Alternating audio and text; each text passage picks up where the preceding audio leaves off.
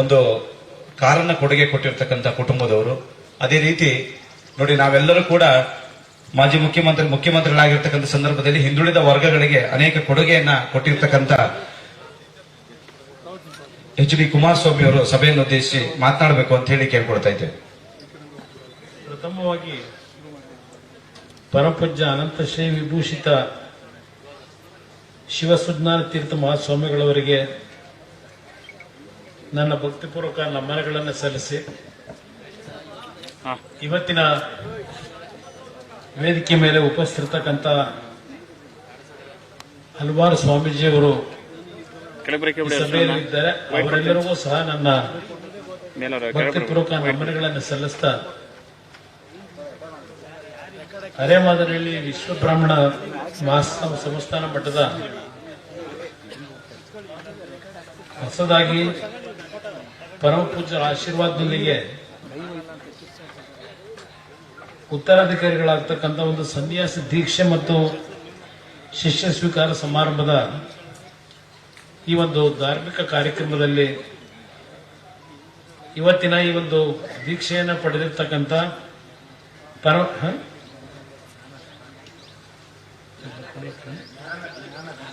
ಜ್ಞಾನಗಣ ವಿದ್ಯಾರ್ಥಿಗಳ ಅವರು ಇವತ್ತೇನು ಈ ಒಂದು ದೀಕ್ಷೆಯನ್ನು ಪಡೆದಿದ್ದಾರೆ. ಅವರ ತಂದೆ ತಾಯಿಯರು ಸಹ ಈ ಕಾರ್ಯಕ್ರಮದಲ್ಲಿ ಭಾಗವಹಿಸಿ ಪರಮ ಪೂಜ್ಯರ ಮುಂದಿನ ಉತ್ತರಾಧಿಕಾರಿಗಳಾಗಿ ಅವರಿಗೆ ಸಂಪೂರ್ಣವಾದಂತ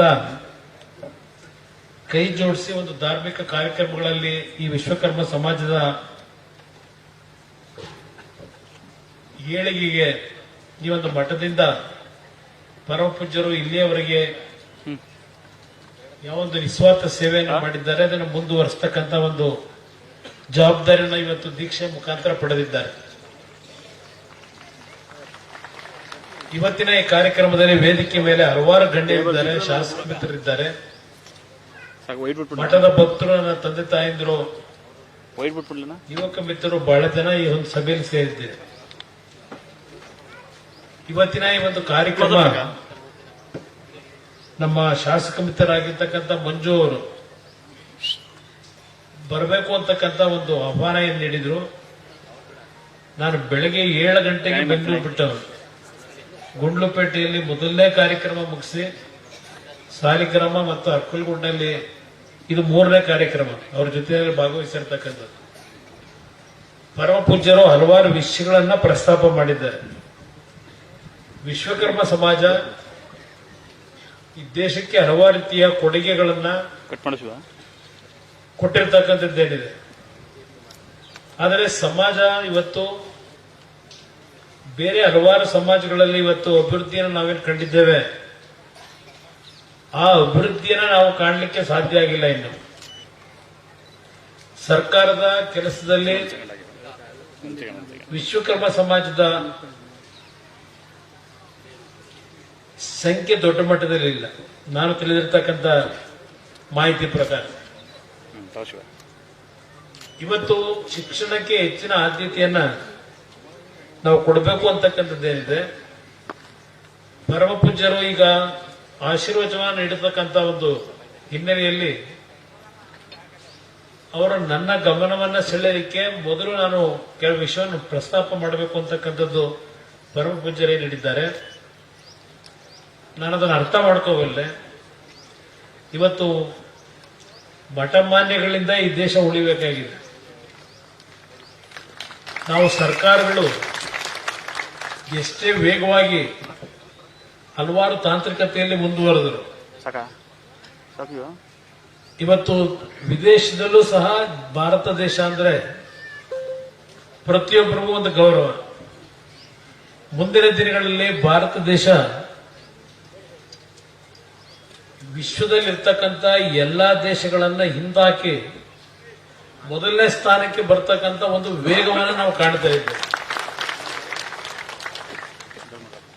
ಆದರೆ ಒಂದು ಕಡೆ ನಮ್ಮ ಮೂಲ ಸಂಸ್ಕೃತಿ ಏನಿದೆ, ಆ ಮೂಲ ಸಂಸ್ಕೃತಿಯನ್ನು ನಾವು ಮರಿತಾ ಇರತಕ್ಕಂಥದ್ದು ಕಾಣ್ತಾ ಇದ್ದೇವೆ. ಇವತ್ತು ಆ ಮೂಲ ಸಂಸ್ಕೃತಿಗಳು ಉಳಿಬೇಕಾದ್ರೆ ಈ ರೀತಿಯ ಒಂದು ಮಠಮಾನ್ಯಗಳ ಪೂಜ್ಯರಿಂದ ಇವತ್ತು ಉಳಿಬೇಕು ಅಂತಕ್ಕಂಥದ್ದು ನನ್ನ ಅಭಿಪ್ರಾಯ. ಇವತ್ತು ನೀವೆಲ್ಲ ನೋಡ್ತಾ ಇದ್ದೀರಿ, ಒಂದು ಕಡೆ 3ನೇ ಸ್ಥಾನಕ್ಕೆ ಹೋಗಿದ್ದೇವೆ, ಆರ್ಥಿಕವಾಗಿ ಶಕ್ತಿ ಬಂದಿದೆ.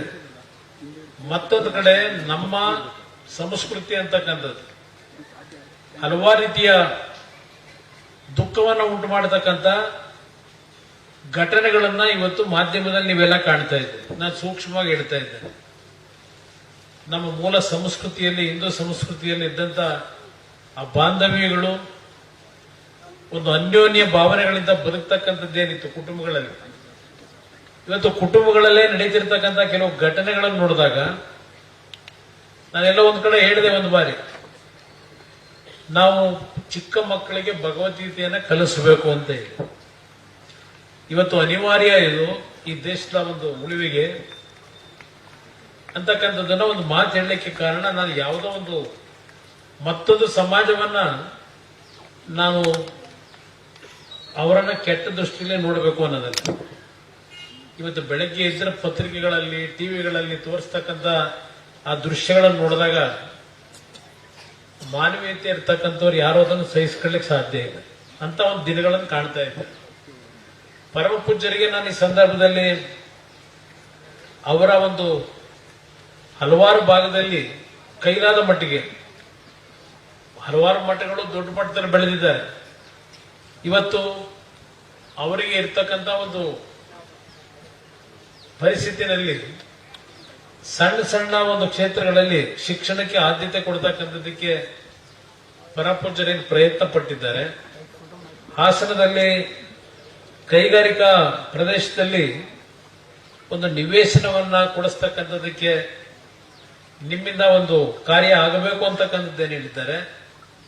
ಮತ್ತು CSR ಫಂಡ್ ಮುಖಾಂತರ ಕೇಂದ್ರದಲ್ಲಿ ಇವತ್ತು CSR ಫಂಡ್ ಅನ್ನ ಕೆಲವು ಇಲಾಖೆಗಳಲ್ಲಿ ಕೊಡ್ಲಿಕ್ಕೆ ಅವಕಾಶಗಳಿದೆ. ಅದರ ಮುಖಾಂತರ ಈ ಒಂದು ಮಠದ ಅಭಿವೃದ್ಧಿ ಜನತೆಗೆ ತಲುಪತಕ್ಕಂಥದ್ದಕ್ಕೆ, ವಿಶ್ವಕರ್ಮ ಸಮಾಜಕ್ಕೆ ತಲುಪತಕ್ಕಂಥದ್ದಕ್ಕೆ ಕೆಲವು ಕಾರ್ಯಕ್ರಮಗಳ ಅವಶ್ಯಕತೆ ಇದೆ ಅಂತಕ್ಕಂಥದ್ದು ಹೇಳಿದ್ದಾರೆ. ಆ ನಿಟ್ಟಿನಲ್ಲಿ ಪ್ರಾಮಾಣಿಕವಾಗಿ ಪರಮ ಪೂಜ್ಯರು ಏನೋ ಒಂದು ನನ್ನ ಮೇಲೆ ನಂಬಿಕೆ ಇಟ್ಟು ವಿಶ್ವಾಸದಿಂದ ಹೇಳಿದ್ದಾರೆ.